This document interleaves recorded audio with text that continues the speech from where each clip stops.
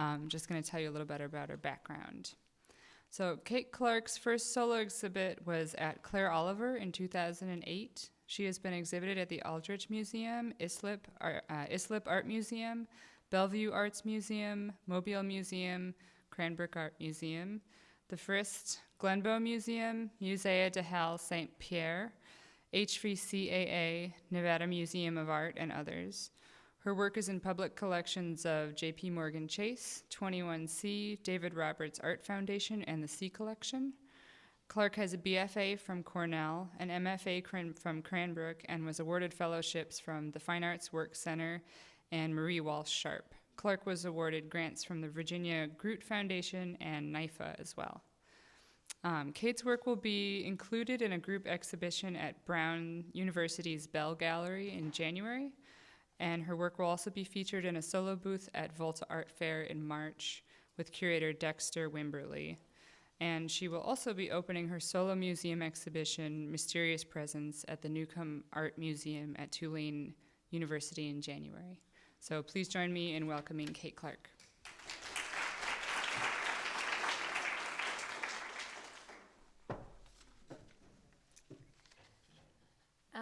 Hello.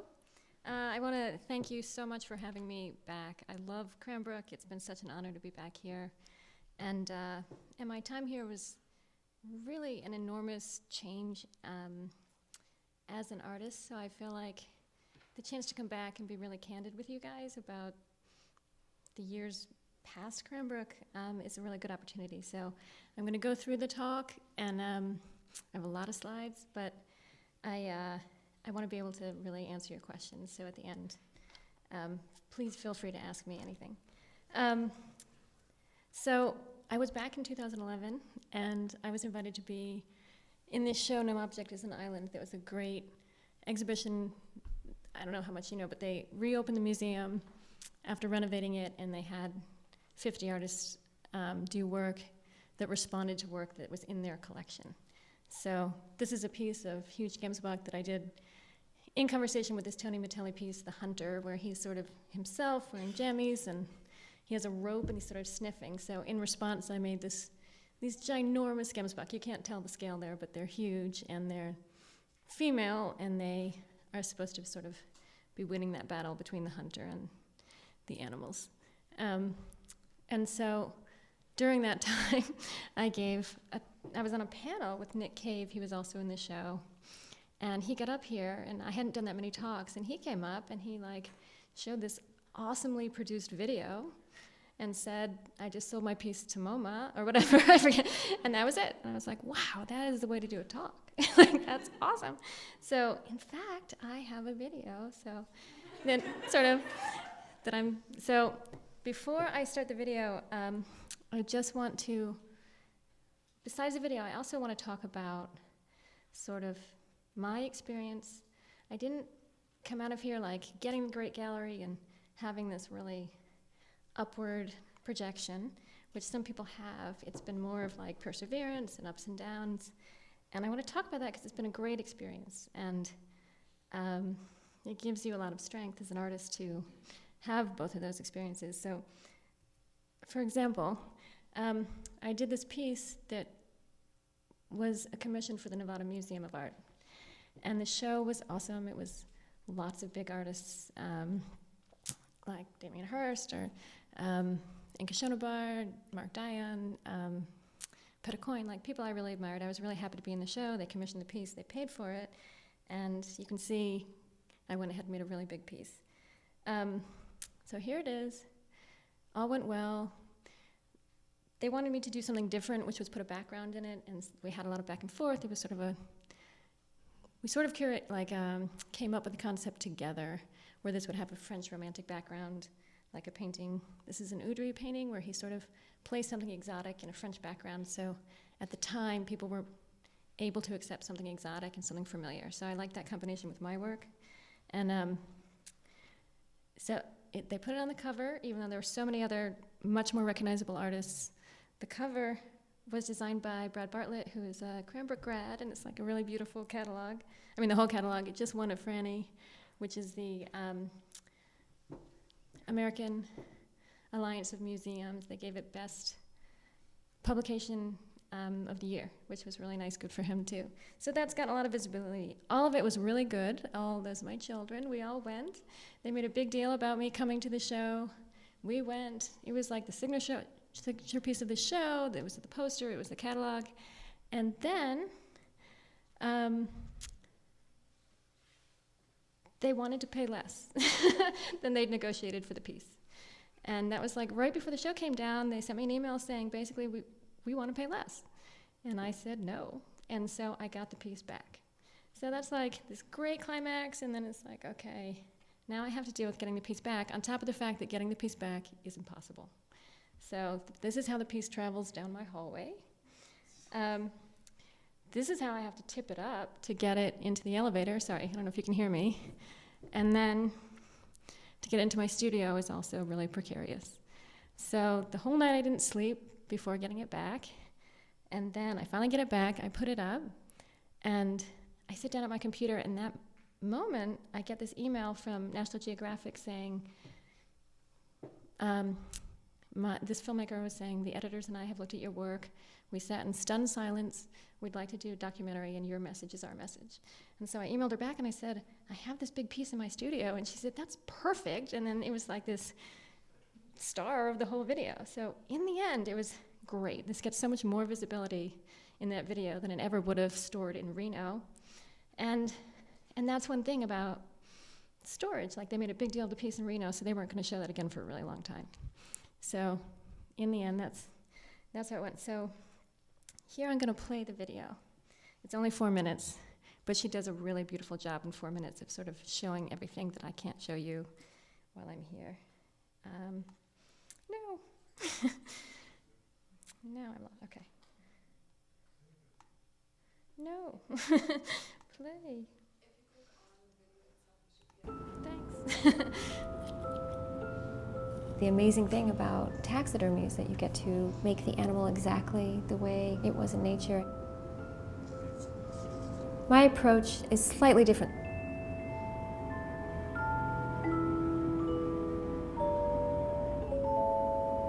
When I put the hide on, I'm doing it traditionally. I'm doing the gluing the way a taxidermist would. I'm doing the stitching the way it would. I'm lining up all the features so that they're very true to the animal. But the human face changes the hierarchy. We're not viewing a creature or viewing something that really reflects us. I use the real animal's hide. I don't buy fresh hides. I buy hides that no one has used. And I'm repurposing them for my artwork. This is typical of a hide that I would use, where there's damage to the hide, particularly the face. You'll see there's the bullet hole, sort of burn marks around it. Almost immediately, bugs will start to eat the nose and eyes of the animal, so there might have been a little damage.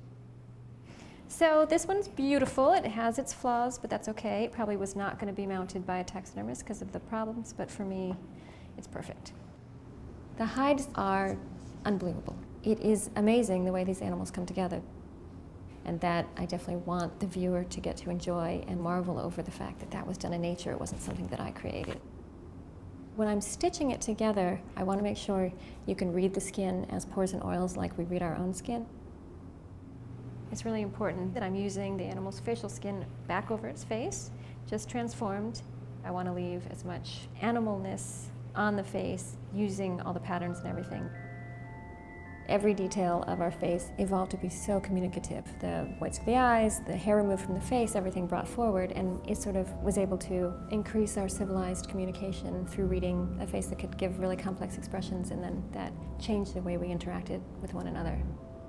The face is white plastic clay called Sculpey. I have a model sit and freehand sculpt the face and putting the leather on it. I don't want the face to be monstery at all. I want a balance between it being really appealing and something familiar, and then also being really unfamiliar.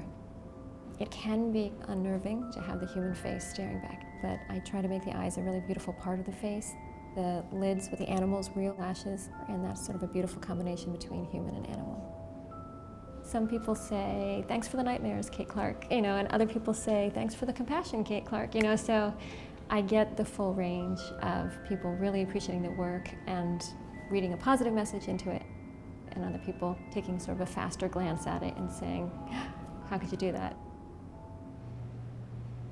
I really want to go beyond the shock value, and curiosity keeps a viewer looking long enough so that they have more than just an initial reaction, that they actually find meaning in the work the way I really want them to. I love the body, I love the face, but for some reason it's the ears and the antlers that trigger me. I'm not sure why. I think that's the animal part, right? Yeah, like, right. It's personal elements of my face, but this keeps it in the animal world. The animal kingdom. It's unlike anything else that we connect with and relate to. I think there's a celebration in talking about the connection. There was a time where people really knew for necessity what was happening in the natural world. And now we don't have that necessity, and the other things that are conveniences in our lives totally outweigh that understanding. And possibly we're really missing it.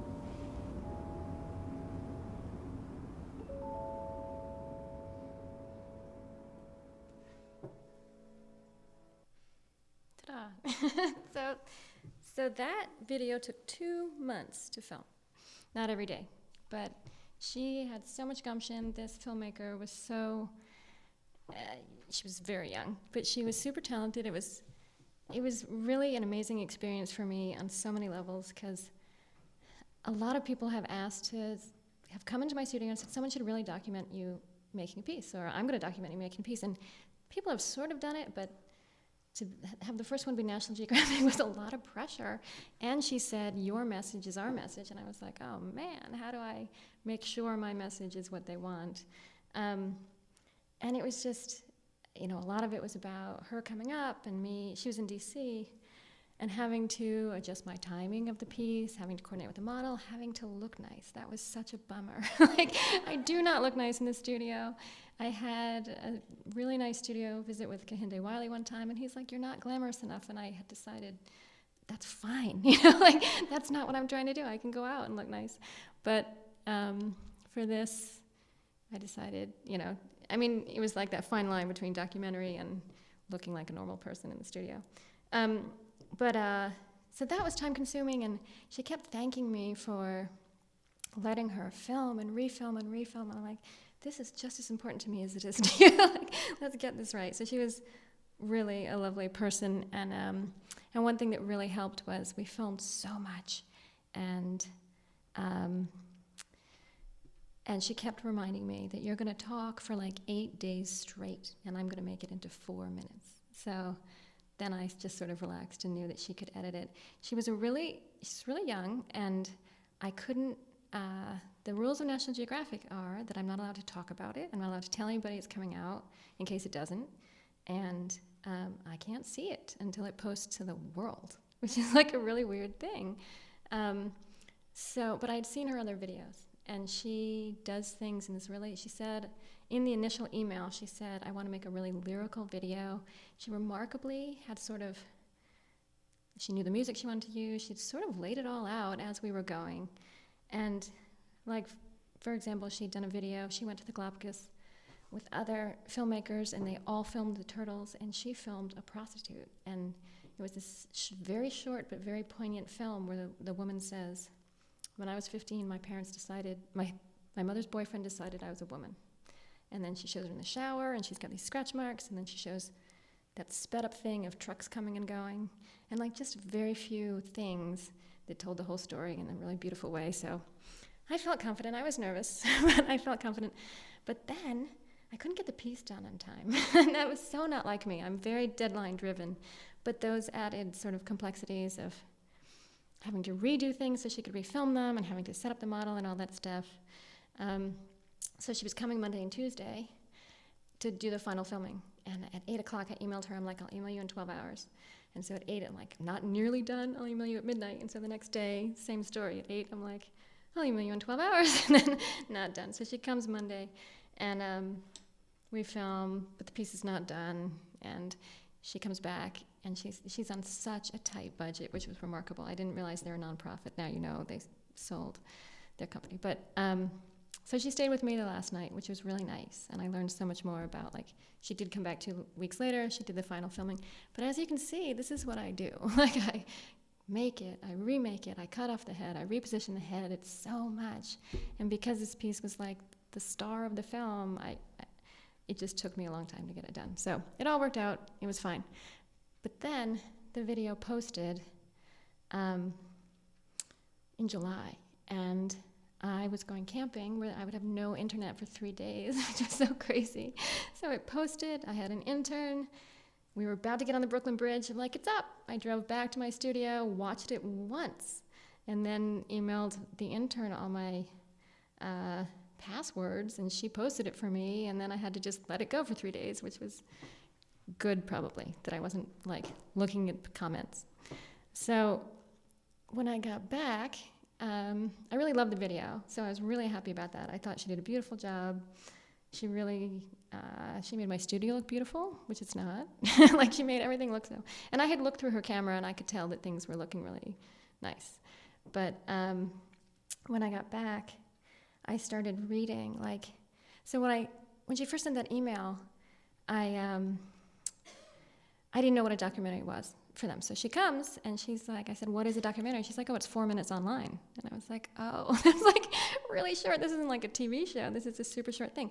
But they post it everywhere. Like, they take that 4-minute video. It was on 3 different Nat Geo websites. Like, they have a behind-the-scenes website, they had a phenomenon website, they had a regular website, and they posted it on Facebook. So it was sort of everywhere.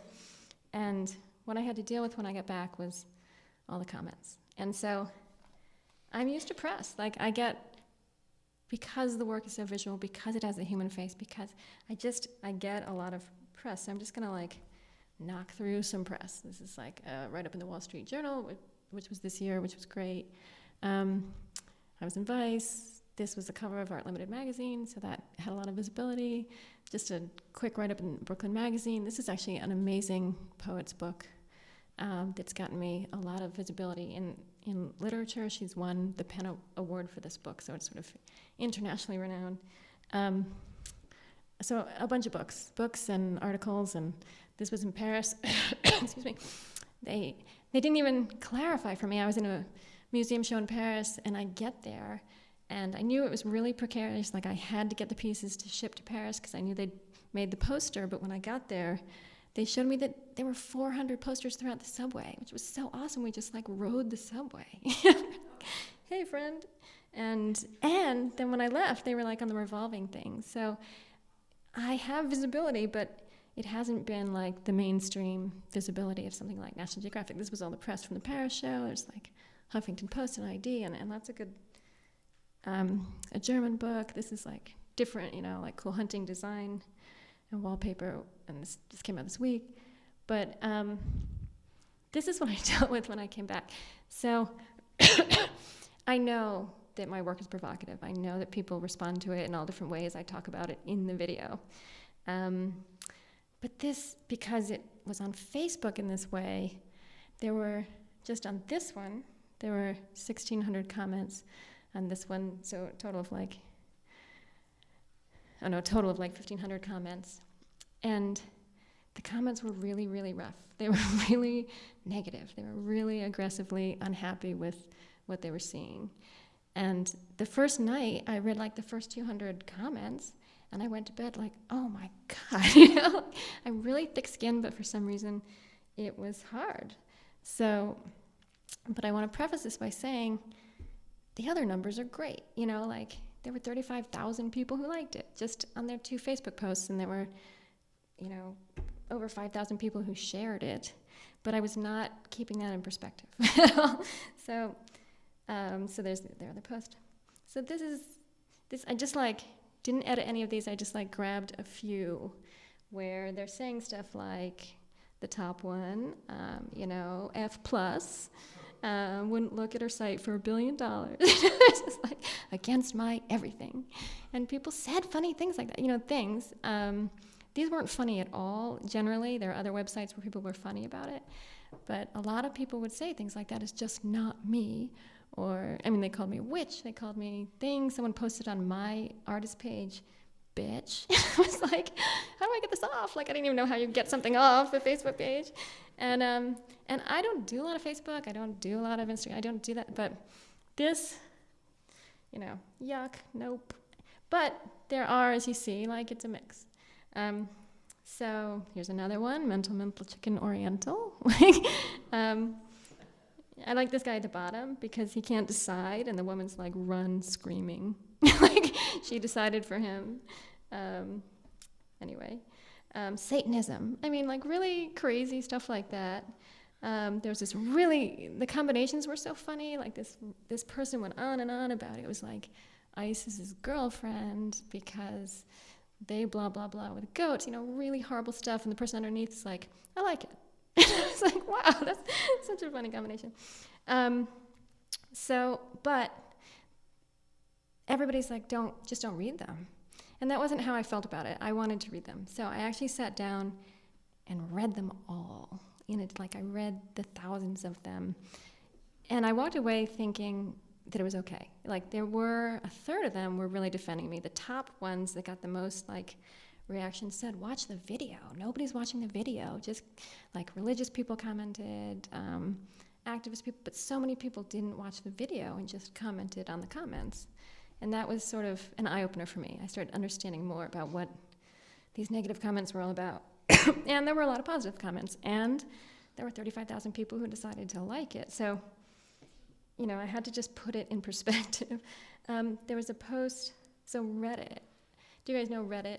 Reddit's I think most people write on Reddit very late night. That's the sense I get about Reddit. So they're funnier.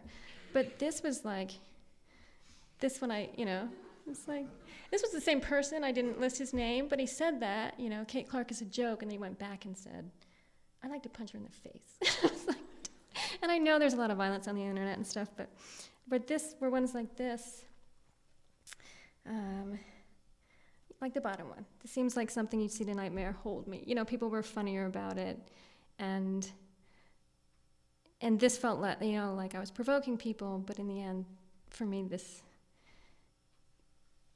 kind of reaction was easier to read the thousands, and I knew it was a good thing. It was hard for me to deal with, but I knew if nobody responded to the work, that would have been awful. And under this proof video, Catherine wrote this really beautiful piece about behind the scenes, coming to my studio, how her experience was in Brooklyn. And then at the bottom, there's only 25 comments. And this is the one I kept sending out. And so it's half the people are saying, disgusting, I hate it. And half is my family saying, we love you, honey. It's such a bad mix of from Aunt Sue. And I'm just like, oh, great, can you get that off? So that was worse than any of it. But oh shoot, I'm missing something. So, and Reddit does this all the time. It may be in here somewhere. I get 500,000 views on Reddit. Reddit's an amazing source. People have a weird response. But I had a piece up from a collection on Reddit a few years ago, and there were 300 comments and literally 500,000 views, and nobody said my name. Nobody in the comments said my name. So this one, there were, I don't know, 485,000 views, 300 views on the first day. But the first thing says, this is Kate Clark, here's her website. And I was like, yay. And I had 1,500 people go to my website. So, and that was another thing that was really interesting to me about this Nat Geo thing. People watched the video, they commented, but nobody took it back to my website. I had an image in the Atlantic years ago, and it was just a face of the day thing. But I had 80,000 hits on my website from that one image, and this is such a different audience that 10,000 people went back to my website. So all of this was just really, really kind of took over my summer. I had a ton of interviews, and they all had to be done right away.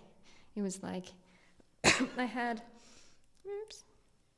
so these 40 blogs plus, these are just the ones that I sort of picked, featured my work for better or for worse. A lot of them put me next to the chick of the day and fried eggs that look like a face, really lowbrow stuff.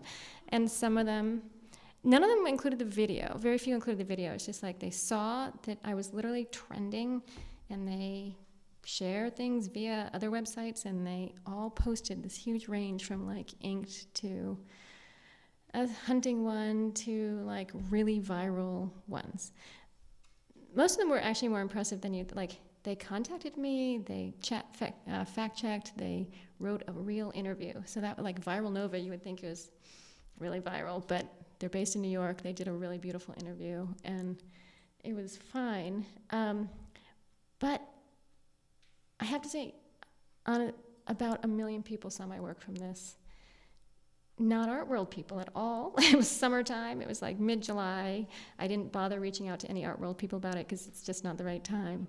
But it was, I have to say, it's a gift. Like, it was really hard to take all the negative feedback, but I don't like to network, and so this was this kind of great gift to just have people see the work. And my work is difficult, so even if they're seeing it just for the first time, the next time they see it, it won't be nearly as...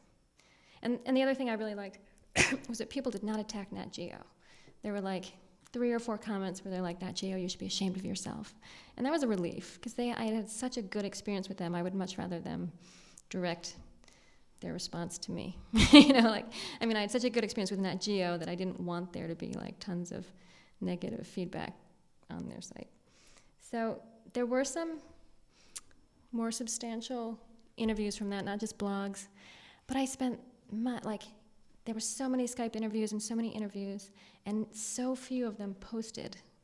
And I had the guy from, this guy in Vice gave me an interview, and I said to him, he came to my studio, and I was like, half of them didn't post. He's like, there's such a small window of time when you're trending that these articles can post or else they're irrelevant. And I was like, that's crazy. I kept saying, they would call, and I'd be like, can't you watch the video? And they're like, no, it has to be in your own words. So then I had to like do the interview, and then they never even posted it. But this one was fun because my husband's family is still in Ireland. So it was fun to be in like the daily newspaper of Ireland. This was an Israeli newspaper that's like The Economist. It's called The Calculus, so that was an unusual placement for my work.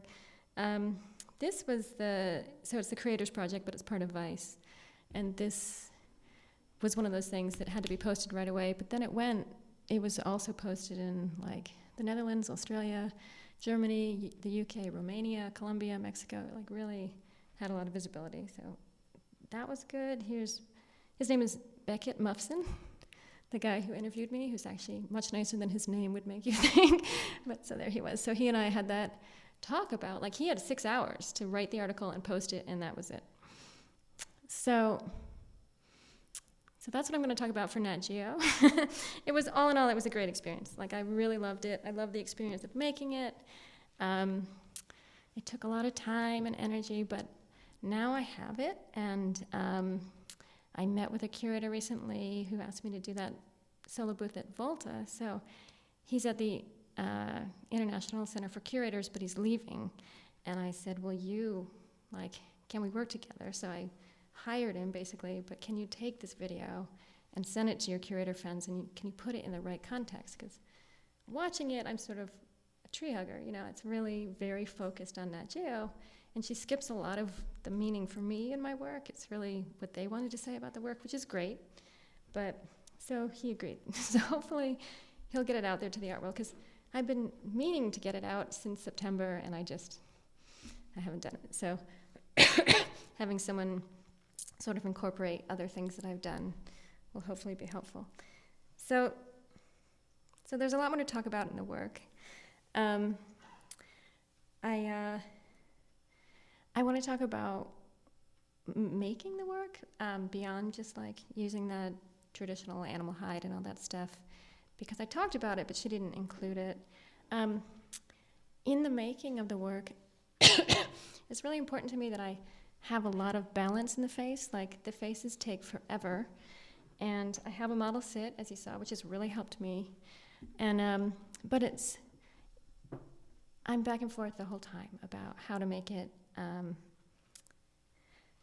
like how to. I guess it's hard to see in the slide, unfortunately, but that is the leather of the animal's face.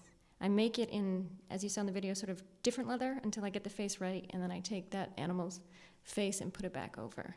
and it's stitched together and it's pinned along the seams. And everybody wants to know about the pins. I've had people say, I love the glitter on your work. I'm like, it's not glitter. But the pinning and the stitching, so it's all stitched together, and I don't want it to be Hollywood. I want it to read as someone you would recognize. And so the balance I'm looking for is making it really appealing, but also kind of startling, and showing the construction.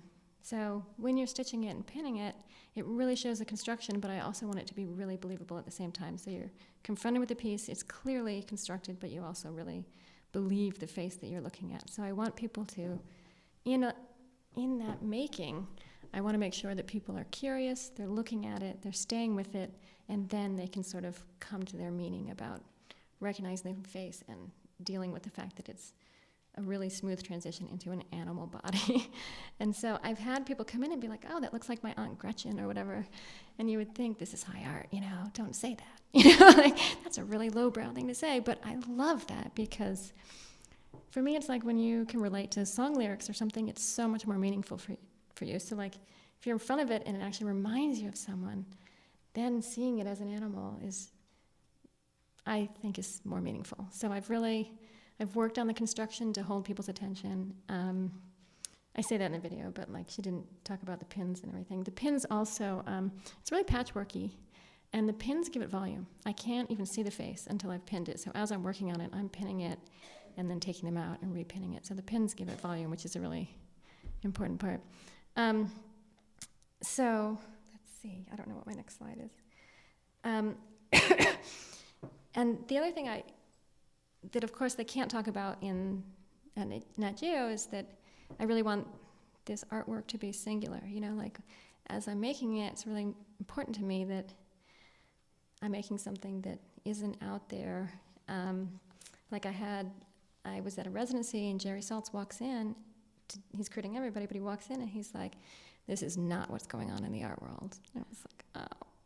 And then he sits down with me and he says, do you have pets? And I said, yeah, I have pets and children. He's like, well, I hate children. I was like, this is going so badly, And so the conversation was weird, but he credited other people or whatever. He went in other people's studios, and he came back in an hour, and he said, I can't get your work out of my mind. Like, he walked behind it. He's like, okay, it's sculpture. It's even sculpture from behind. So in the end, I felt really good about the fact that he told me it's not what's happening in the art world, and he still really liked it. So that's important, and that's a very different thing than what Nat Geo is saying in the world. But and the other thing I really want to talk about is sort of a circular thing. So these slides that I'm showing you, all of this work is in my studio, but it's going to a show at Tulane, and they gave me a studio visit years ago. Well, 21C, this museum collection, gave me a studio visit years ago, and they didn't buy a piece, but then they did purchase a piece through a different curator. They changed their curators, and then I'm doing a show at Tulane, and it's already on the books, but she hires a curator, and he's the one from 21C. So it's this lovely circular thing, and then he's trying to get the work to go back to 21C after this show, like to travel. So it just takes so much time. Like, it finally feels so good at some point where you're like, okay, these things are actually coming to fruition after forever. I was telling some of the sculpture students that we had a curator from the Aldrich here, and I liked her, she took note, and then many years later they had a new curator who introduced herself. She wanted to include me in a show, and I had been sending my stuff to the Aldrich, but I found them conservative. I didn't think they were interested, but the curator came to my solo show at Claire Oliver, and she said, yeah, I really wanted to include you in the show. It was her first show there from the Guggenheim. And she said, so I told the director, and he said, oh yeah, I have her card. I was going to go to her show, and we have a whole file on her work. So they had a file on my work for 8 years from the horrible stuff that Jessica Howe had taken back to the museum. So that was such an eye-opener for me. Like, no response for 8 years, and in fact, they'd actually been paying attention. So it's just, so that is just like one of the things that I want to point out as far as maintaining a career. It's just perseverance and repetition, and I think every business is like that. Like, if you're selling something, you go back to the clients over and over and over again, but it's so personal in the art world that you drop it. You know, you're like, oh, they didn't like it, you know, and it's really just not the way it is. I've had a lot of experiences like that where, to my total surprise, things came to fruition that seemed really dead at the time. Both residencies I applied to 6 or 7 times before I got. Year after year I applied, and then I got them. The one, the Marie Walsh Sharp one, the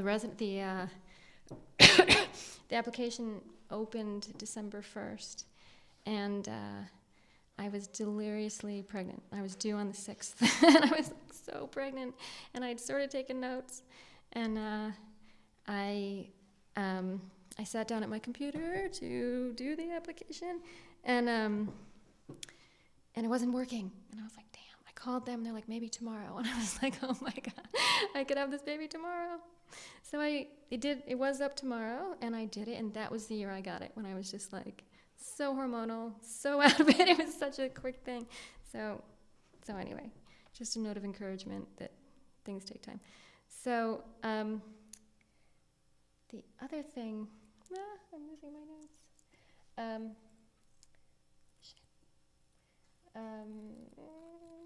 Okay, let's see what my other slides entail. So this is the work. I don't know if all of you have seen it. I have models sit. There really is supposed to be a range in the narrative. I don't add a ton of narrative. This one, for example, is an older piece, but I'm still showing it. It's called Bully, and it's supposed to be very romantic in the way they're entwined, but in fact, she's bullying him. And if you're in front of the piece, you see that he's not making eye connection, and her ears are forward, and there are little moments like that where it's more of the way we describe a human interaction versus an animal interaction. This is, for me, a maternal piece. A lot of people read it as men. A lot of my work is androgynous. The faces kind of grow according to the scale of the animal. This one is the first time I ever did primates, and the last time so they're small. The heads for me always have to be at least human scale so that they have a one-to-one relationship with the viewer. I don't want them to be smaller because then they go into this creature, like the hierarchy's off. So they're usually much bigger or at least human scale. So until I put the tails on these, they were just these little men, you know? And you get the hide, and like, I turned it inside out, and I said to my friend Claire, I'm like, you want to come see this? And she's like, because there's like black fingernails. And so that one was unusual, but this one is either people's favorite or they really hate it. I had a studio visit with a really good gallery who I would have loved to show with. She comes in, she loves the antelopes, she hates this piece. I'm so disappointed. And then the gallery closes in a month anyway. It's just like always the way it is. This one, a lot of people told me, Rob Storr, other curators came in and said, you've got to get your piece off the pedestals. Pedestals are not in right now. And get them off the pedestals. So I did this one. It's a ginormous cougar. It's on a jaguar form because it's so big. I used a powerful man's face, and on the ground, it's just like your dog is sitting next to you. It's not powerful at all. I tried to tilt the face up so that you had a better visual connection with the face, and then it was so submissive. It was like incredibly submissive. So this piece I show a lot because I can put it in my car if a curator contacts me and he's a personal friend or something, you know, and I have to bring him a piece without paying for the crating in the truck. But anyway, this piece I collaborated with that poet, and she's remarkable. Her name is Claudia Rankin, and she writes really, really powerful poetry about what it is to be a black woman right now in the contemporary world.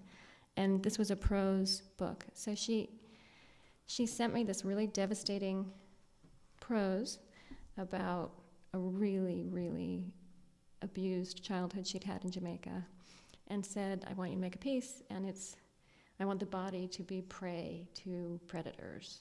and I want the face to be a young black girl. And I was like, I don't want, my animals are really dignified. The whole idea is that they're comfortable. Like, it makes us uncomfortable, but they're definitely comfortable. Like, I want them to have really calm expressions. People say they look sad, but what I'm going for is like an expression that can change at any moment and is really calm and not prey. And so I made this one, and I had this great, beautiful model. And she said it was too beautiful, and she used a different one in her book, which was okay. She used this in another book, but she knew what she wanted, and so I had made this one too beautiful. This one I did, and my daughter sat for it, and that was like a really happy moment for me. I think there she is. So she's only 5 here, but she loves sitting for it. She was a horrible model. She chewed gum and did her own drawings and would not sit at all. But so it doesn't look like her. It became more of a teenagery thing. There was sort of, it is a teenage zebra. In this case, I had to make the form because I actually do a lot of work with, I try to get the ones that are babies, but of course you can't get those hides unless they die naturally. But my hide dealer knows I want them, so he'll get them for me. So this is sort of a baby zebra. And this one I put so much more patterning back into the face because I just couldn't resist all that beautiful patterning. But she thinks, even though it looks nothing like her, that it's the best one I've ever done. Of course. So this is 21C. That's what I was talking about. They have this really, let's see why. Oh. They have kind of an amazing collection, and that came full circle. I already told you about that. This one, I got an email. So I'm having all these issues with Nevada, and it's this back and forth vagueness. They never said why they wanted to pay less. They're just like, we want to pay less. I said, no. And it's this back and forth trying to figure it out. And I get an email in my junk mail, which I recommend you guys check all the time. That's my favorite thing to check. And it says, I love your work. And I look at it, and he's a director at Pixar. And I can see that he's been looking. I can look through Google, and I can see he's been looking at my work. And so I send him all the big work. Here are my biggest pieces. And he says, no, I want to commission a bust. So that's fine. I commission the bust. He tells me what he wants. We come to this conclusion that it's going to be a water buck with an African-American face, and I get the model, and it all works out. And he could not be lovelier through the entire time. Like, I'm having this negative experience, feeling low. The thing about Nevada was when I was there, my work was so celebrated among all these amazing pieces, and I was like, I hope they're understanding that they like bullied me already on the price and they're getting such a good deal. So it was just that much more of a bummer when they're like, we want to make it less. So, but this piece, I charged him regular price. I just said, okay, this is the price for a bust. And it's actually a big bust. You can see me with my bust. So that one's much larger than life. And I was telling Heather, then I looked him up. I saw he'd done Nemo and Toy Story, and he was like the guy. But then I look him up one more time, and the first thing that comes up is that he's worth more than any other film producer of all, more than Scorsese. He's like worth like $250 million, and I'm like, oh, regular price? Why did I do that? It's so stupid. But here it is in his office, and that was another funny thing. He has a huge collection of art. So the installer calls me, and he's like, it's in front of the butterfly thing, and I'm like, yay, it's in front of a Damien Hirst, and no, it's in front of butterflies, like regular butterflies. And I show my daughter, she's like, the owl is so much cooler than your work. But he really loved it. He sent me this picture. He just emailed me that it had gotten terrific response in his office, which I couldn't, that's great. He has interesting people in his office, and then he's moving it home, and it's going to have a great life there. So I didn't, I made normal. The income was not as much as the opportunity, I think, to have him have that piece. This was NIFA. I applied for NIFA every year that I could.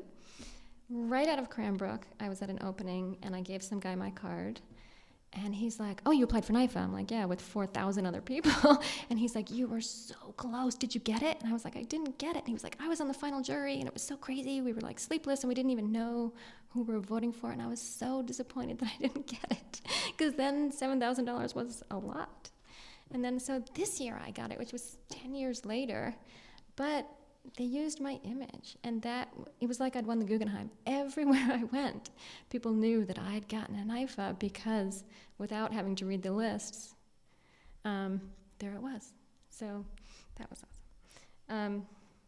Then I did this event. The NIFA had an event to honor people, and they asked me to put my work here and on the stage, and they were honoring really great people, Sharon Nishat and Anthony Haggerty of Anthony and the Johnsons, and why am I blanking on her name? I'm just blanking on this really important curator who's supported women. Oh, Judith Brodsky. And and so my work went up on stage, and I was excited. There was going to be a whole table of Barbara Gladstone people right in front, and all these other important people. And I got my work there, and they lit it in this kind of cool way. It kind of looks crazy, but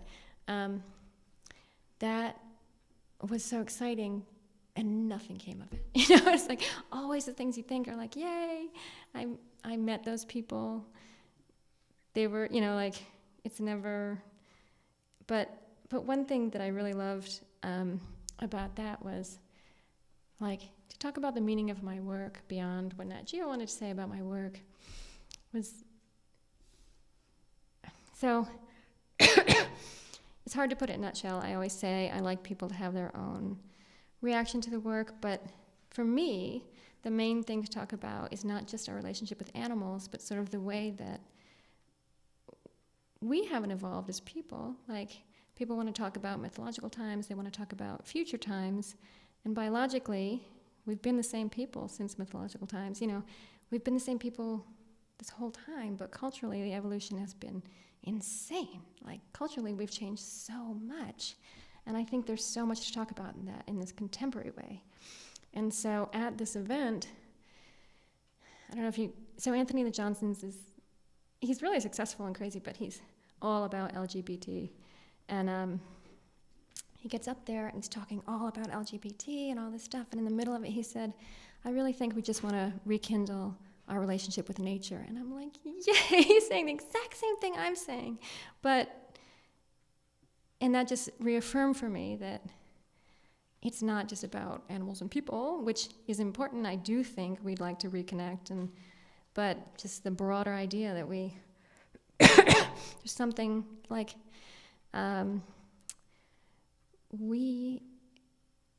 animals have lived their life in nature in the same way, and we've evolved, like, we haven't evolved, that's not what I'm trying to say. We've been able to adjust in all these ways, and I think there's a point where we really want to go back to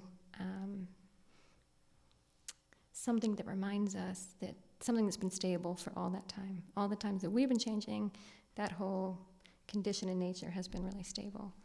I'm not sure where he was going with it, but I got it. Like, it's anyway. I don't want to reword what he said. So back to the sort of ups and downs of this. J.P. Morgan Chase bought my piece, which was great. They're the third biggest corporate collection in the world. And they showed it in New York with Warhol and Kelly, and they did this like big show with Mike Kelly. Not big, like, but they never told me. They never contacted me. When I finally got to reach them, they're like, oh, it's crated. And I was like, oh. And I said, did you take an image? And they sent me like the most horrific, dark little image of my work with like Mike Kelly. This terrible image. So I had nothing. I had nothing from that. But it shipped to Chicago. And my in-laws live in Chicago. So we went to see it. And so this is in private banking. And we go up, and this is how you enter private banking in downtown Chicago. You have to go through these glass doors, and you have to deal with my piece right there. And I was really impressed, because of course you're going to have a pretty wide audience, not wide, but like difficult audience doing private banking. And so we all go, and I think it's going to be 15 minutes, and it's like this 2-hour celebration in Chicago. The head of all of Midwestern banking comes, his wife, who's a newscaster, so my in-laws were so excited. She was a newscaster, and they stayed forever and told me that they actually keep a light on that piece 24/7, and if people close a deal, they get to take a picture with it and all this stuff, which is kind of weird, but kind of okay. And so, although I'd had that experience in New York, this was such a lovely experience. Yay for Chicago and like kinder people. Oh no, so that's it. One thing that everybody asks me, so I'm just going to tell you before we start questions, is that I get my hides from a really lovely hide dealer. I have this guy in Vermont who doesn't hunt and he doesn't do taxidermy. He was in the phone company, and he moved up to take care of his mom, and he took over this guy's hide company. And he knows what I do. When I contacted him, it was through this other artist, Michael Jew, and he knew what he did. So he was immediately like looking up what I did. So in two ways, that's good, because I always feel like I have to hide what I do, because I don't want my vendors to hate it and not supply me with stuff. Like the glass, I use rubber eyes so that the pins can go directly into the eye and not pull back. And I didn't tell them forever. They're like, you make such big dolls. And I'm like, and I need natural colors, please. Like, no purples. And, but they did. They actually looked me up, and they've been really cool about it. But, so he knew, and he's been like, everybody wants to know, like, what's it like to buy hides? And so he knew immediately what I did. He does give me hides. It's a great deal for both of us, because he gives me hides that have damage.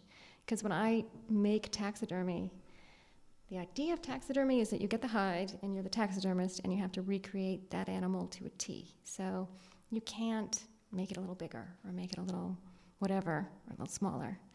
But I don't feel that way at all. Like, I get a form, and I envision the whole piece, and if the hide doesn't stretch all the way down, I put more hide. I'm very true to the animal. Like, I don't change any of the animal's features, but I certainly will add an inch of hide, or whatever. So he and I can work really well together, because if the hide's a little bit older, it won't have as much stretch, and that's okay. Or if there's damage, I'm okay with showing, like repairs and stuff in the work. I think the face is so dominant anyway that stuff doesn't. So he's a really wonderful person to work with. He's getting old, but I have never done a talk where people haven't said, where do you get your hides? That's always the first question. It's really touchy for people.